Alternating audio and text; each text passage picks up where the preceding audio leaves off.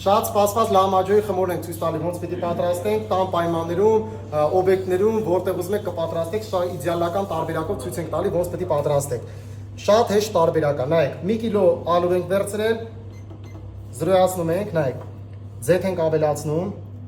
որ ինքը լավ չոր լինի, նայեք, 50 գրամ ձեթ, աղ ենք ավելացնում մանր աղ, 30 գրամ, մի հատ ձու եք ավելացնում, զրոյացնում ենք,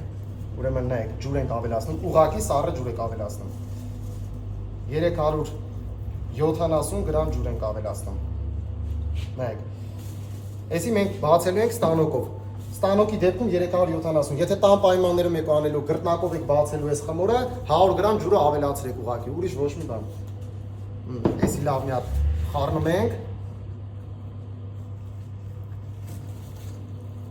գալիս եք բյուրեղավան, համտեսելու մեր պատրաստած լամաջոններն ու խինկալիները, ձեր աչքի առաջ պատրաստում ենք, հեսա պատրաստա,